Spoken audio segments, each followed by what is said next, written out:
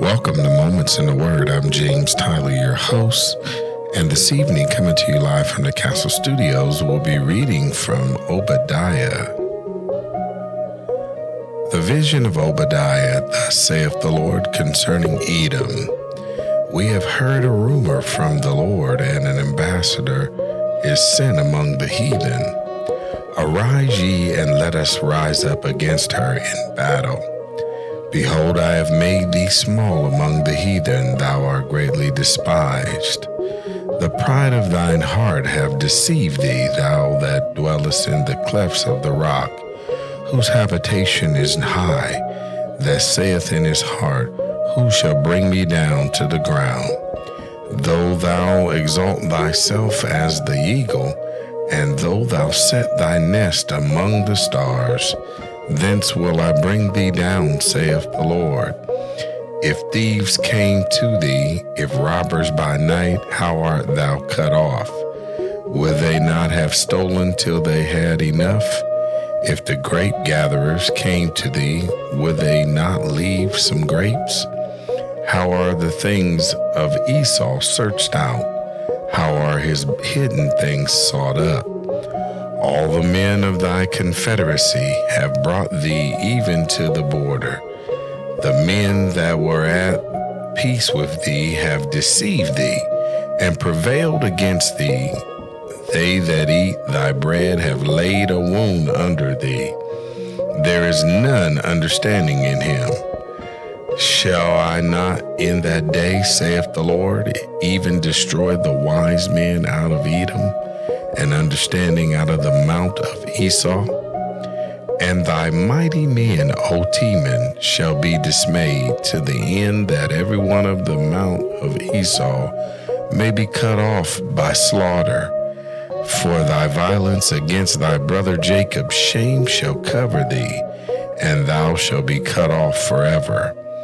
In the day that thou stoodest on the other side, in the day that the strangers carried away captive his forces, and foreigners entered into his gates, and cast lots upon Jerusalem, even thou wast as one of them. But thou should not have looked on the day of thy brother in the day that he became a stranger, neither shouldest thou have rejoiced over the children of Judah in the day of their destruction. Neither shouldest thou have spoken proudly in the day of distress. Thou shouldest not have entered into the gate of my people in the day of their calamity. Yea, thou shouldest not have looked on their affliction in the day of their calamity, nor have laid hands on their substance in the day of their calamity. Neither shouldest thou have stood in the crossway to cut off those of his that did escape. Neither should thou have delivered up those of his that did remain in the day of distress. For the day of the Lord is near upon all the heathen. As thou hast done, it shall be done unto thee. Thy reward shall return upon thine own head. For as ye have drunk upon my holy mountain, so shall all the heathen drink continually. Yea, they shall drink, and they shall swallow down, and they shall be as though they had not been. But upon Mount Zion shall be deliverance, and there shall be holiness, and the house of Jacob shall possess their possessions. And the house of Jacob shall be a fire, and the house of Joseph a flame, and the house of Esau for stubble.